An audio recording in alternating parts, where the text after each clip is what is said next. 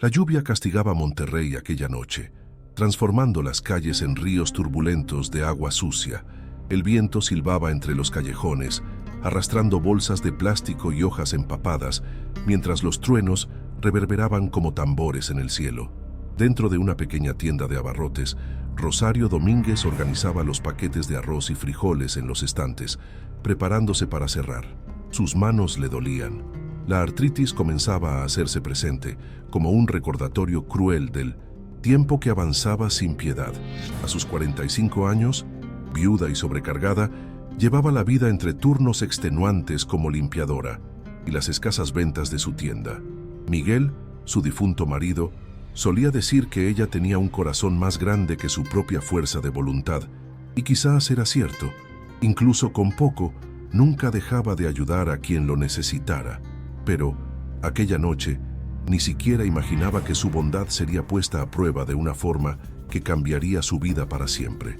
Afuera, entre los relámpagos que desgarraban el cielo, un niño vacilaba en la acera opuesta.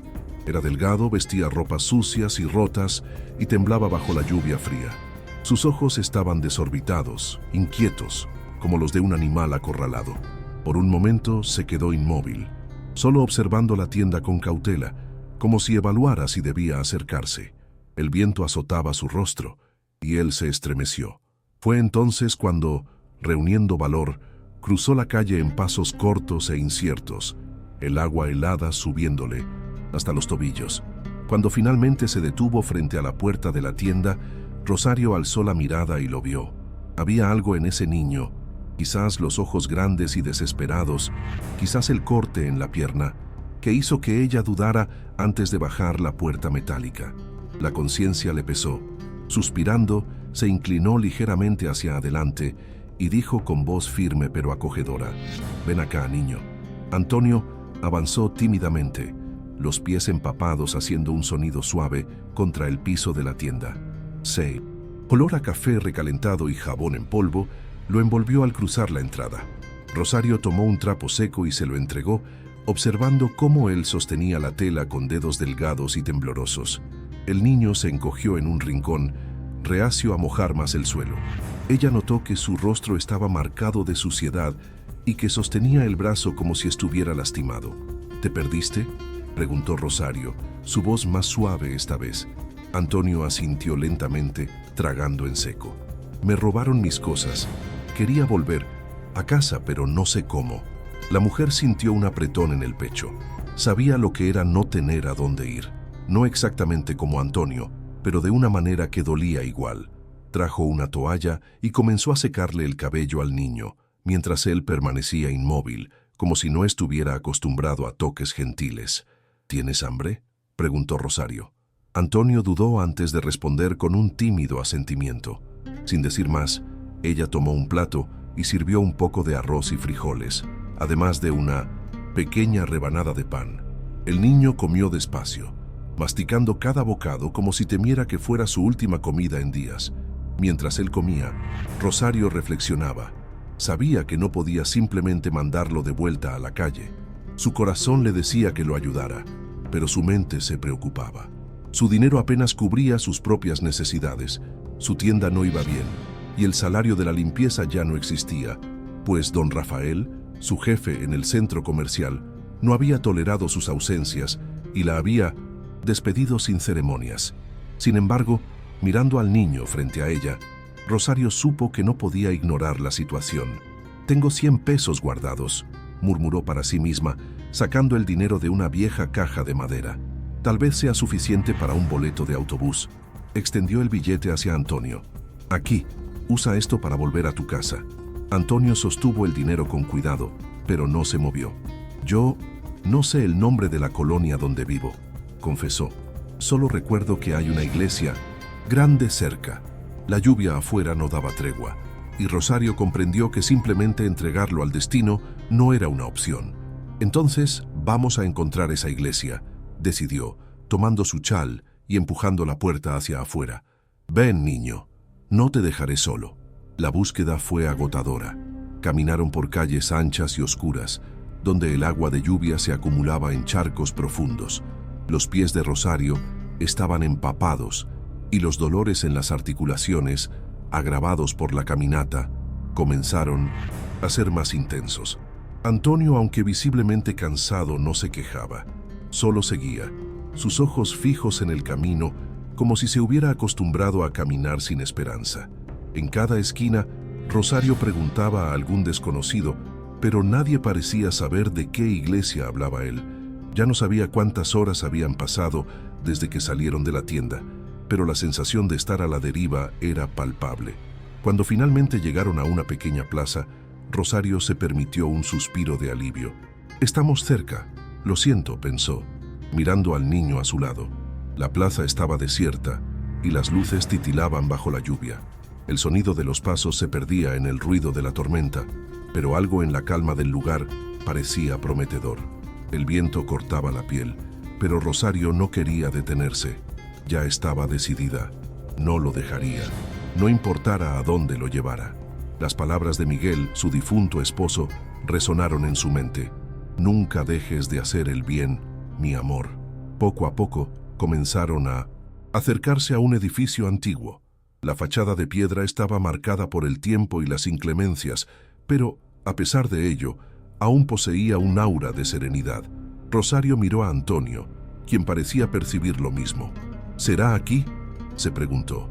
Cuando se acercaron más, la imagen de una gran cruz apareció en lo alto de la iglesia, parcialmente iluminada por los rayos que cortaban el cielo. Sin más palabras, Rosario tomó la mano del niño y los dos cruzaron la puerta principal, sin saber qué les esperaba. Dentro, el olor a cera e incienso era fuerte, mezclado con el sonido lejano de las gotas de lluvia golpeando el techo. Las velas ardían con una llama débil, intentando resistir al viento que entraba por una grieta en la ventana. No había mucha gente, solo unos pocos feligreses que rezaban en silencio. Rosario se acercó al altar y miró alrededor, hasta que sus ojos se encontraron con los de un hombre de vestiduras sacerdotales que estaba sentado en un banco, con la cabeza baja. Él levantó la mirada lentamente, y al ver el estado de Rosario y Antonio se levantó de inmediato. El sacerdote miró a Rosario con una expresión suave, pero atenta. Parecía percibir el cansancio que marcaba cada línea de su rostro y la inquietud en la mirada del niño. Se acercó despacio, con una postura serena, como si ya supiera que algo estaba sucediendo, algo más allá de un simple pedido de dirección. «¿Puedo ayudar en algo?», preguntó, su voz calmada y acogedora.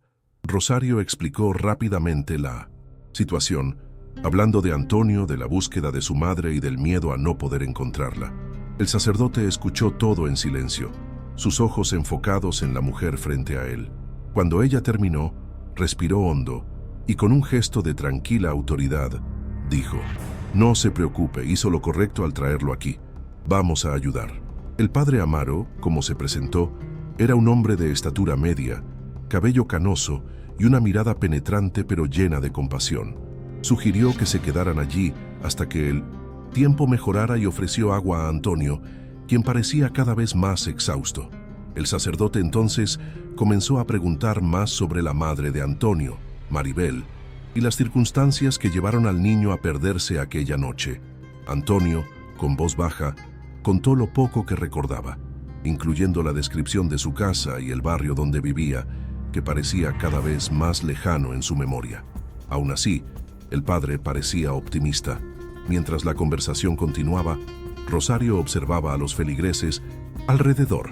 Cada uno parecía inmerso en sus propias oraciones, en sus propios pensamientos y preocupaciones. La iglesia, que antes parecía solo un refugio de la tormenta, ahora tenía otro significado para ella. Se sentía acogida en ese espacio, como si todas sus luchas, los días interminables de trabajo y las dificultades que enfrentaba en silencio, fueran ahora pequeñas frente a la bondad que estaban recibiendo. Miró a Antonio, que ya parecía más tranquilo, ahora con la mano cobijada por el padre, y se sintió por primera vez en mucho tiempo esperanzada. El padre hizo una oración rápida y luego se dirigió a una pequeña oficina en la parte trasera de la iglesia. Rosario y Antonio lo siguieron, y fue allí donde tomó un teléfono y comenzó a intentar contactar a la madre del niño. Mientras el teléfono sonaba al otro lado de la línea, Rosario se sentó en una silla cercana, observando a Antonio, quien ahora parecía estar volviendo a su versión más calmada, casi como si hubiera confiado en ese hombre de fe. El sonido de la lluvia afuera y los truenos distantes parecían ser un eco de todo lo que había sucedido hasta ese momento. Pero, a pesar del caos de la noche, algo dentro de Rosario se calmaba, como si estuviera empezando a creer que tal vez, finalmente todo se resolvería. La conversación del padre fue breve, pero llena de esperanza. Cuando colgó el teléfono, sus ojos brillaron con una luz que Rosario no podía ignorar. «Maribel está en camino», dijo con una discreta sonrisa. «Ya sabe dónde estás y vendrá por su hijo». El corazón de Rosario se apretó con un alivio casi físico. La espera ahora parecía más soportable, pero aún llena de tensión. El padre se levantó, puso su mano gentilmente en el hombro de Antonio y dijo: «Quédense tranquilos. Lo que más se podía hacer ya se hizo. Ahora solo queda esperar». Sus palabras resonaron en la mente de Rosario como una promesa. Por un instante, imaginó cómo sería la sensación de ver llegar a la madre de Antonio y su reencuentro. Era una visión que daba sentido a todo el viaje, algo en lo que necesitaba creer que era posible. La lluvia disminuyó poco a poco, convirtiéndose en una llovizna fina. El sonido de las gotas golpeando las ventanas de la iglesia se volvió más suave, como una canción lenta y tranquila. Antonio, que hasta entonces había permanecido callado, miró a Rosario con una expresión de gratitud silenciosa. Era una expresión que ella había visto en otras personas, pero nunca en esos ojos inocentes y desprotegidos. Se levantó, se acercó a ella y dijo con voz baja: «Gracias por todo». Rosario no respondió de inmediato. No necesitaba hacerlo. Lo que compartían allí no requería palabras. Simplemente sonrió, una sonrisa cansada pero genuina, como quien siente que finalmente hizo lo correcto. Los minutos que siguieron parecieron horas. La espera fue larga, pero el alivio estaba en camino. Rosario miró por la ventana, donde las primeras estrellas comenzaban a aparecer tímidamente, como si también hubieran esperado a que pasara la tormenta. El padre, que también estaba en silencio, fue al altar y encendió una vela. Hizo una breve oración, mirándolos a ambos con una mirada comprensiva.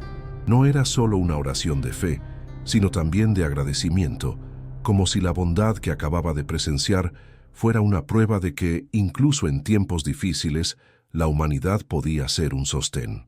Rosario cerró los ojos por un momento, permitiéndose ser envuelta por esa paz que aún parecía imposible. Finalmente, la puerta de la iglesia se abrió y una mujer entró apresurada con una mirada angustiada. Rosario se levantó al instante, reconociendo el miedo y la angustia en el rostro de Maribel, la madre de Antonio. La mujer miró alrededor y sus ojos se fijaron en su hijo, quien, al verla, corrió hacia ella sin dudar. Su abrazo fue silencioso, pero lleno de una intensidad que hizo que el corazón de Rosario se acelerara. Se acercó a ellos, pero se mantuvo a distancia, observando ese momento de reunión con los ojos húmedos. Maribel la miró con gratitud, pero sin palabras. Rosario entendió lo suficiente. «Me alegro de que se hayan encontrado», dijo, su voz quebrándose un poco. La mujer la abrazó con fuerza, y fue ahí, en ese gesto simple, que Rosario sintió una ola de emoción que la atravesó de manera indescriptible. Sabía que, al hacer el bien, tal vez, de alguna forma, también se había ayudado a sí misma. Maribel miró a Rosario con una expresión cargada de gratitud, los ojos húmedos. Las palabras parecían escasas, pero el apretón de manos y el abrazo sincero decían más que cualquier frase. Rosario sonrió levemente, sintiendo que esa sensación de haber hecho algo verdaderamente bueno era una recompensa suficiente, algo que no sentía desde hacía mucho tiempo. Su vida, marcada por la lucha constante para pagar las cuentas, las articulaciones doliendo con cada movimiento, parecía estar conectándose con algo más grande en ese momento. Allí, en esa iglesia entre la lluvia y el caos, había encontrado una paz que nunca imaginó volver a experimentar. A veces, la bondad que damos a otros puede, de alguna manera, reflejarse de vuelta en nosotros, cambiando algo dentro sin que siquiera lo notemos. Antes de despedirse, Maribel, con voz ronca por la emoción, agradeció nuevamente. No sé qué habría hecho si no hubieras ayudado a mi hijo, dijo, aún abrazándolo. Antonio estaba más calmado, aunque con el rostro aún un poco sucio y marcado por la tensión. Miró a Rosario con una admiración silenciosa y antes de irse le dio una tímida sonrisa. Era como si, por un momento, hubiera creído que había encontrado más que simple ayuda. Había encontrado a alguien dispuesto a tenderle la mano, incluso sin tener nada que ofrecer. Esa sonrisa, ese pequeño gesto de cariño, calentó el corazón de Rosario de manera inesperada. Era el tipo de agradecimiento que tocaba el alma, que se guardaba como un secreto precioso. La lluvia ya había cesado por completo cuando Rosario salió de la iglesia, pero el viento frío aún hacía que los árboles se balancearan con fuerza. Caminó lentamente hacia la calle, donde el paisaje parecía haberse transformado en algo más tranquilo, más sereno.